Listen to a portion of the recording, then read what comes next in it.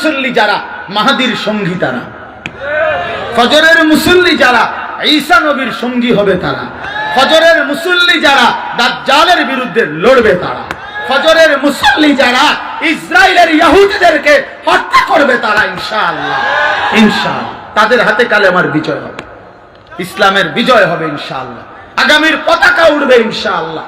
এই জন্য নওজোয়ান সিদ্ধান্ত নাও, ফজরের নামাজ জামাতে পড়বো ইনশাআল্লাহ, বলো ইনশাআল্লাহ। নওজোয়ান যারা, নওজোয়ান 30-এর নিচে যাদের বয়স, তোমরা দাঁড়ায় কও, দাঁড়াও ইনশাআল্লাহ। নওজোয়ান বুড়া মানুষ দাঁড়ায় না, নওজোয়ান দাঁড়াও, নওজোয়ান দাঁড়াও, হ্যাঁ দাঁড়াও নওজোয়ান, বলো ইনশাআল্লাহ। কি কথা কও, কিটা ইনশাআল্লাহ এটা কও, সবাই বলো, সবাই বলো, বাটপারি করো না, বাটপারি করো না, বলো ফজরের নামাজ পড়বো ইনশাআল্লাহ, বলো ফজরের নামাজ পড়বো ইনশাআল্লাহ। বসো ভাইয়া, হকের বিজয়, কালেমার বিজয় ফজরের সেজদার উপরে, এটা গুরুত্বপূর্ণ, সবচেয়ে গুরুত্বপূর্ণ। এই জন্য ফজরের নামাজকে বলা হয় ওয়াক্তুল ইনকিলাব, পরিবর্তনের সময়। ফজরের ওয়াক্তে বেঈমান ধ্বংস হয়, ফজরের ওয়াক্তে ইমানদারের বিজয় হয়। হ্যাঁ, কোরআনুল কারীমে আছে কওমে লূত আল্লাহ আযাব দিয়ে ধ্বংস করেছে ফজরের ওয়াক্তে, কওমে সালেহ আল্লাহ আযাব দিয়ে ধ্বংস করেছে ফজরের ওয়াক্তে, কওমে সামুদ আল্লাহ ধ্বংস করেছে আযাব দিয়ে ফজরের ওয়াক্তে। ফাআসবাহু ফি দারিহিম জাসিমিন, ফাআসবাহু সুবহ, সুবহ ভোর, এই ফজরের ওয়াক্তে। ফেরেশতা জিজ্ঞাসা করছে আল্লাহ, লূত আলাইহিস সালামের কওমকে আমি উল্টে দেব কখন? আল্লাহ বলছে ইন্না মাওইদাহুমুস সুবহ আলাইসা সুবহু বিকরিব। আল্লাহ বলছে ফেরেশতা ফজরের ওয়াক্তে উল্টাই দিবা, ফজরের ওয়াক্তে। এজন্য ফজরের ওয়াক্তে নাফরমান ধ্বংস হয়। আর কোরআনুল কারীমের সূরা বনী ইসরাঈলের মধ্যে আছে, আল্লাহ তাআলা বলছে নবী আপনি 5 ওয়াক্ত নামাজ, বিশেষ করে ফজরের নামাজ সহ পূর্ণ আদায় করবেন আপনার অনুসারীদেরকে নিয়ে। 2 তাহাজ্জুদ নামাজ পড়বেন রাত গভীরে। 3 আমি আল্লাহর কাছে বেশি বেশি দোয়া করবেন। আল্লাহর নবী বলেন, আরে আল্লাহ বলেন বন্ধু এই 3 আমলে যত্নবান হবেন, আমি ওয়াদা দিলাম ওয়াকুল জা আল হাক্কু ওয়া যাহাকাল বাতিল। এর পরে এই আয়াত সূরা বনী ইসরাঈলে এই 3 আমলের পরের আয়াত হলো, চতুর্থ আয়াত হলো এটা, আকিমিস সালাতা লিদুলুকিশ শামসি ইলা গাসাকিল লাইলি ওয়া কুরআনাল ফজর ইন্না কুরআনাল ফজরি কানা মাশহুদা। আল্লাহ 4 ওয়াক্ত একসাথে বলছে, লিদুলুকিশ শামসি ইলা গাসাকিল লাইল। আল্লাহ বলে সূর্য পশ্চিম দিকে হেলে যাওয়ার পর থেকে রাত্র পূর্ণ হওয়া পর্যন্ত যেই নামাজগুলো সেগুলো আদায় করেন, অর্থ হলো জোহর, আসর, মাগরিব, এশা, ওয়া কুরআনাল ফজর, এবং বিশেষভাবে ফজরের নামাজ আদায় করেন। আল্লাহ কোরআনে বলছে বিশেষভাবে কোন নামাজ? বলেন না কোন নামাজ? বলেন, আবারও বলেন কোন নামাজ? আর পরে আল্লাহ বলছে ওয়া মিনাল লাইলি ফাতাহাজ্জাদ বিহি নাফিলাতাল লাক, এই তাহাজ্জুদ। এরপরে বলছে ওয়াকুর রব্বি আদখিলনি মুদখালা সিদকিন, এই যে দোয়া রব্বি আদখিলনি, আমি সংক্ষেপে বললাম আর কি। এক হলো ফজর সহ 5 ওয়াক্ত নামাজ, 2 তাহাজ্জুদ নামাজ, 3 বেশি বেশি দোয়া। খোদার কসম আল্লাহ এরপরেই বলছে যেন নবী বলছে মাওলা এই 3টা ঠিকমতো আদায় করছি, ফজর সহ 5 ওয়াক্ত নামাজ পড়ছি, তাহাজ্জুদ আদায় করছি, আপনার কাছে দোয়ার হক আদায় করছি। আল্লাহ এখন বলেন ওয়াকুল জা আল হাক্কু, এবার বলেন শুনেন জা আল হক, হকের বিজয় হয়ে গেল। এজন্য প্রিয় বন্ধু, ফজরের সেজদা ছাড়া ইমানের বিজয় হবে না, ইসলামের বিজয় হবে না, কোরআনের বিজয় হবে না। আমার কাছে একটা আরবি কিতাব আছে, ডক্টর রাগিব সারজানির লিখিত কিতাব, মিশরের একজন দার্শনিক পণ্ডিতের লেখা। এই কিতাবের মধ্যে আছে, উনি বলছেন ইহুদি যারা, এই যে ইসরায়েলের ইহুদি কুত্তারা, এদের যত ধর্মগুরু, ইহুদি ধর্মের যত পণ্ডিত ধর্মগুরু, তাদের একটা বক্তব্য হলো, তাদের ধর্মগুরুরা ইহুদিদেরকে বলে যে মুসলমানদের হাতে ইহুদিদের পরাজয় হবে কোন দিন, ইহুদিদের পরাজয় চূড়ান্ত হবে কোন দিন? তাদের ধর্মগুরুদের বক্তব্য হলো যেদিন মুসলমানদের জুমা এবং ফজর বরাবর হবে।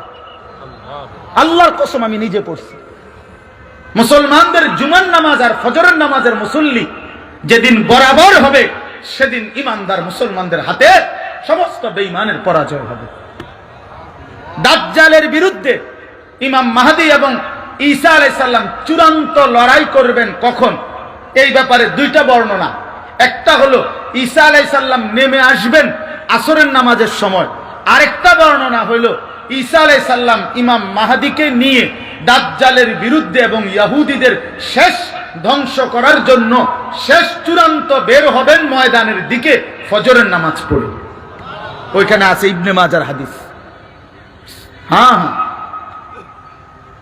ফজরের নামাজ পড়ে। এই জন্য ফজরের মুসল্লি যারা মাহদীর সঙ্গী তারা, ফজরের মুসল্লি যারা ঈসা নবীর সঙ্গী হবে তারা, ফজরের মুসল্লি যারা দাজ্জালের বিরুদ্ধে লড়বে তারা, ফজরের মুসল্লি যারা ইসরায়েলের ইহুদিদেরকে হত্যা করবে তারা ইনশাআল্লাহ, ইনশাআল্লাহ তাদের হাতে কালেমার বিজয় হবে, ইসলামের বিজয় হবে ইনশাআল্লাহ, আগামীর পতাকা উঠবে ইনশাআল্লাহ।